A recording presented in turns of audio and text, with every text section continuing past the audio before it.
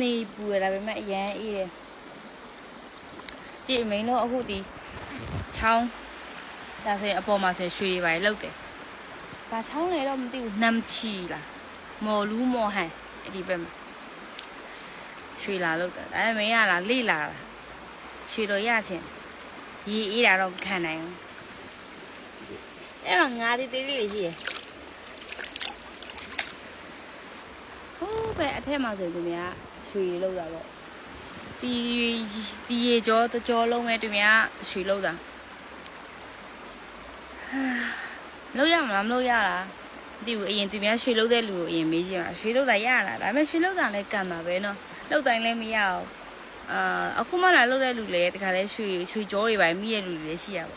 ကံပါပဲတတိဖိကံပါရင်တော့ရမှာပါ加油မင်းတို့ကရွှေလာရှာတာမဟုတ်စိမ့်လာခံတာတကယ်ရမ်းကြိုက်တယ်အရမ်းကြိုက်တယ်ပတ်စံရှိရင်တော့မှနေချင်းနေလို့မရတဲ့နေရမင်းစိတဘွားကိုအရန်နေတက်လို့လားမသိတော့တကယ်ဒီမှာနေရတာအရန်အေးချမ်းတယ်အရန်စိတ်ချမ်းသာတယ်မမေနော်လာနေချင်တော့မင်းမနေရအောင်မင်းရဲ့အခြေအနေပေါ့နော်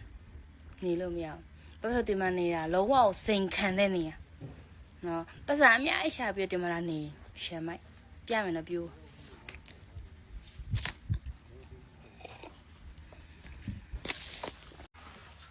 ဒီမှာကောင်းကင်ဘယ်လောက်မိုက်လဲ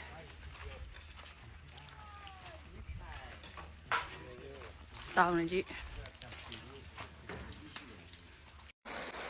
မင်းအဲ့လိုမျိုးဒီမျိုးတဘဝနဲ့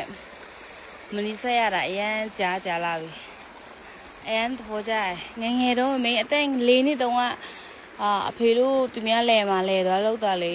အမျိုးကောက်ရိုးအိမ်နဲ့နေပြီးတော့ဒီချောင်းပေးမှာအဲ့လိုမျိုးနေခဲ့ဘူးအဲ့အချိန်ကိုတတိယမေးတောင်ကြာတယ်ငယ်တို့တီးလို့ရှင်ဒါဒီမှာနေထိုင်တဲ့လူသူတို့စိုက်ထားတာပေါ့နော်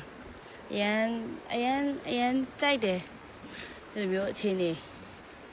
မျိုးနေရတာ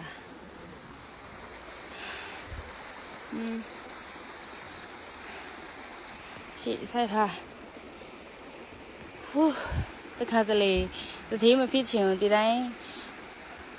အိုနာတေချင်းတရားကိုပဲလက်ခံပြီးတော့အေးဆေးနော်တာသမီတွေမွေးပြီးတော့ဒီမျိုးနေထိုင်ခြင်းတယ်ထမင်းစားရကြည်နာပြီကွာအဲ့လိုမျိုးပေါ့